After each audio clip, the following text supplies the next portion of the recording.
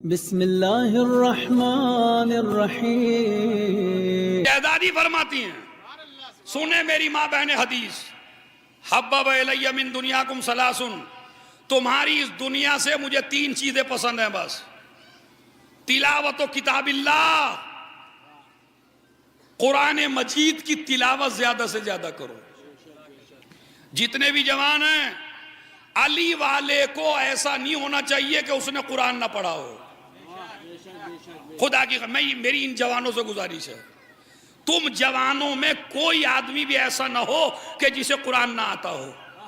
अगर तुम 40 साल के भी हो तब भी पढ़ो, 50 साल के हो तब भी पढ़ो।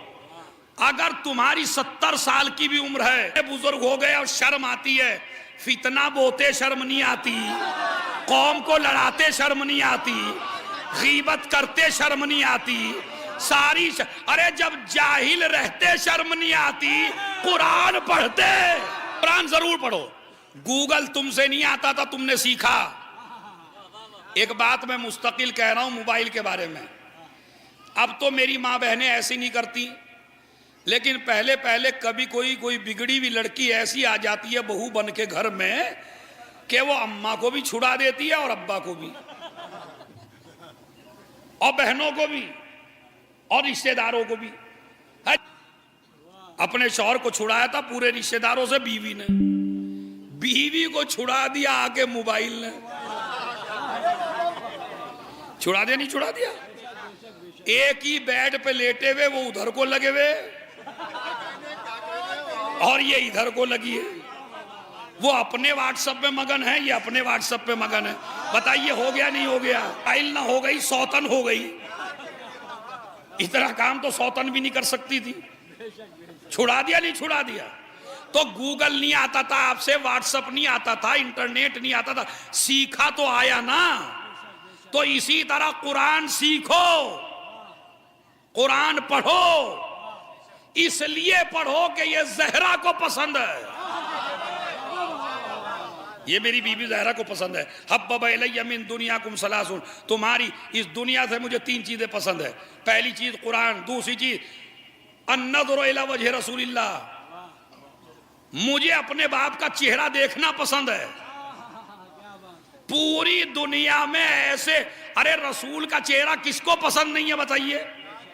मुल्ला को पसंद है, मौलवी को पसंद है, मुफ्ती को पसंद है, बरेलवी को पसंद है, देवबंदी को पसंद है, ईरानी को पसंद है, अजमी को पसंद है, अरबी को पसंद है, मुज्तहिद को पसंद है, सहाबा को पसंद है, अज़वाज को पसंद है, सबको पसंद है। शहजादी कहती है मुझे भी पसंद है। कमाल की बात है, पूरी दुनिया जिसके चेहरे को देख के एहतराम के लिए खड़े हो जाएं, उसे रसूल कहते हैं। और रसूल जिसका चेहरा देखकर, ऐसा नहीं। मेरी कौम के जवानों, ये दूसरा पैगाम है मजलिस का। मुझे अपने बाप का चेहरा बहुत पसंद है, तुमको भी अपने बाप का चेहरा पसंद होना चाहिए। तुमको भी अपनी माँ का चेहरा पसंद होना चाहिए। माँ बाप कुछ भी ना दें, खाली हलाल तरीके से पैदा कर दें तो माँ बाप की अता का हिसाब मुमकिन नहीं है। ये जवान लड़के जो फर्शे फातमी पे बैठे हुए हैं, ये दौलत से नहीं मिली, इख्तदार से नहीं मिली, पैसे से नहीं मिली, ये माँ बाप की तहारत का असर है। सलावात भेज दें मोहम्मद।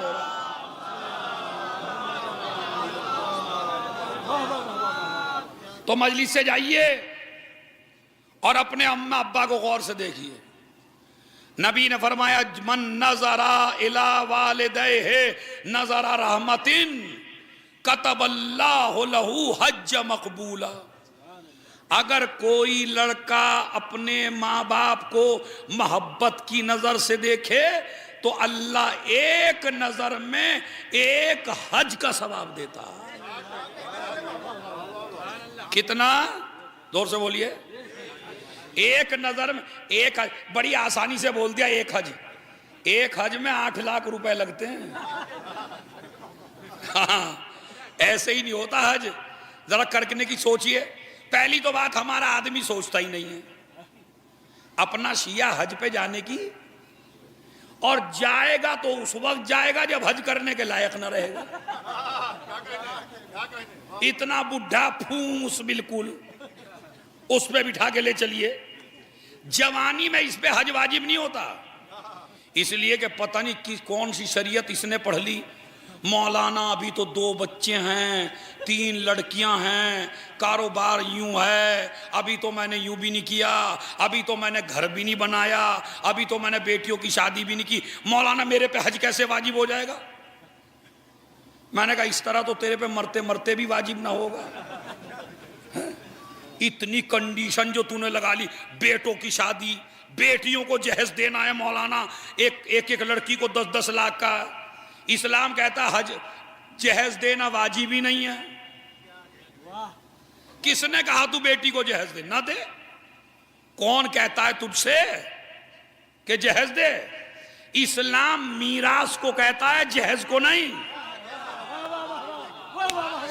मेरी मजलिस का सबसे कीमती जुमला था, इसलिए कि जहरा जो मुकाबले पे खड़ी हुई थी दरबार में, बहुत कीमती जुमला है, जो कुर्सी पे बैठे हैं वो भी सुन ले जरा। क्या जहेज के ये जो शहजादी दरबार में गई थी, ये जहेज न देने वालों के खिलाफ नहीं गई थी, मीरास लूटने वाला। मोहब्बत की नजर से देख ले, अल्लाह एक नजर में एक हज का सवाब। अब वो आप जैसा चालाक आदमी था, कहने लगा या नबी अल्लाह अगर मैं 2 दफा देखूं, नबी ने कहा 2 हज का सवाब। कहने लगा अगर मैं 10 दफा देखूं, नबी ने कहा 10 हज का सवाब। उसने कहा अगर मैं 100 दफा देखूं, नबी ने कहा 100 हज का सवाब है। इसलिए कि खजाना देने वाला दुनिया का कोई बादशाह थोड़ी है कि जिसका खजाना खत्म हो जाए। ये अजर देने वाला वो खुदा है, लेने वाले कम पड़ जाएंगे, देने वाला वाली इन्फाक़ फी सबीलिल्लाह। याद कर लिया आपने तीनों चीजें? नहीं। शहजादी को पहली चीज क्या पसंद है? कुरान। दूसरी चीज रसूल का चेहरा देखना, यानी अपने बाप का चेहरा देखना। तीसरी चीज राहे खुदा में खर्च करना। अब ये सिफत भी हमारे अंदर नहीं है। हम जब अपनी शोहरत पे आते हैं तो 10-10 लाख खर्च कर देते हैं, और जब मस्जिद इमाम बाड़े में चंदे की बात आती है तो जेब से वो फटा हुआ नोट निकालते हैं। यहां भी जुमा होता होगा, वो टोपी फिराई जाती है या नहीं? नहीं फिरती, फिरा दिया करो यार। सलावत पढ़े मोहम्मद और आले बाबा। वो टोपी जो फिराई जाती है वो में 10-10 रुपए डालते हैं, तो कई तो 10 ऐसे होते हैं जो कहीं नहीं चलते। जब इसके कहीं नहीं चलते तो बेचारा जेब में रख लेता, जुमे में दे दूंगा। यानी जब अंधों के पास गया तो नया नोट लेके गया, जब उस कादिरे मुतलक की बारगाह में आया,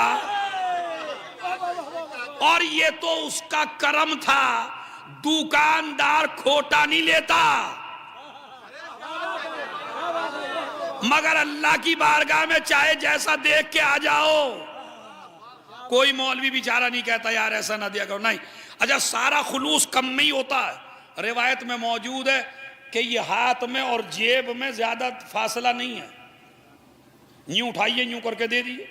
कहते हैं लेकिन जब आदमी अपना हाथ जेब की तरफ ले जाता, 70 शैतान हाथ में झूल जाते हैं कि तुम खबरदार अपने पैसे को किसी अच्छी राह में न लगा देना।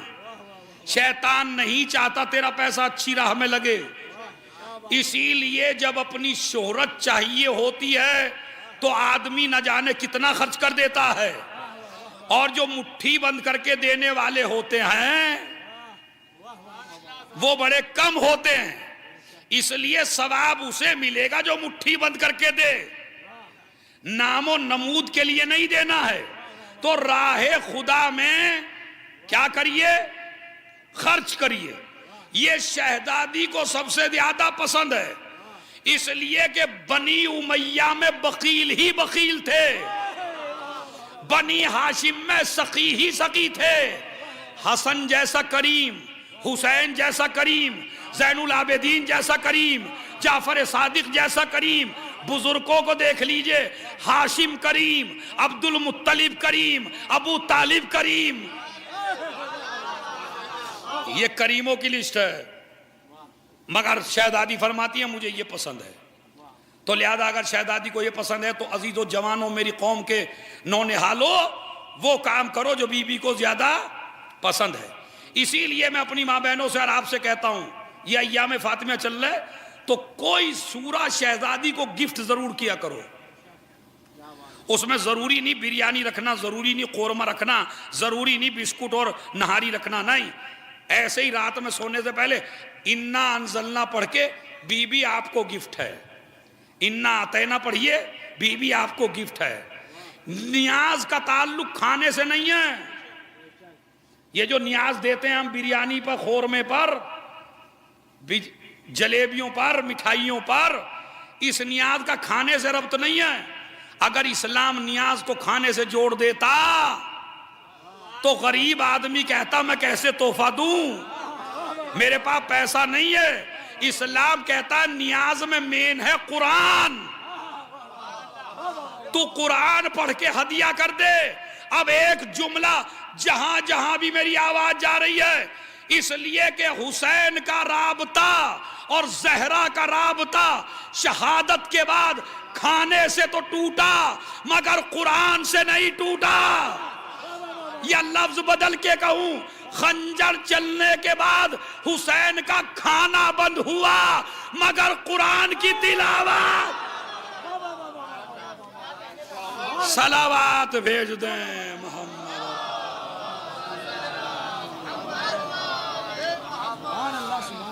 वल इन्फाक़ फी सबीलिल्लाह। मुझे क्या फरमाती हैं शहजादी, मुझे अल्लाह की राह में खर्च करना बहुत पसंद है। अब इबरत के लिए सुन लीजिए, बस बड़ी तवज्जो से आपने मजलिस सुनी। पूरी जिंदगी हो गई शहजादी कौनैन की, कभी अपने शौहर से कोई ख्वाहिश नहीं की। ये इबरत है उनके लिए जो पर्दे के पीछे हैं, वो इसको महसूस करें। इनकी एक एक ख्वाहिश ऐसी होती है कि शोहर बेचारा ईमान ना बेचे तो क्या करे, नहीं। दूसरों को देख के अपने शोहर को परेशान ना करो। बीबी ने पूरी जिंदगी कभी भी मेरे मौला से ख्वाहिश, अच्छा मैं अब लफ्जों को बदल के कहूं, ये जो सन्नाटा छाया है जरा इसको आप जरा तब्दील भी कर दे एक जुमले के ऊपर। मुझे ऐसा बता भी दीजिए कि जहरा जैसा शौहर मिला किसको है आज तक? नबियों के घरों में भी, रसूलों के घरों में भी, इमामों के घरों में भी जैसा शौहर शहजादी को मिला, ऐसा शौहर आज तक दुनिया में किसी को नहीं मिला। और अगर किसी को शौहर मिला जैसे रसूल आजम, तो फिर उसको बीवी ऐसी ना मिली जैसी फातिमा।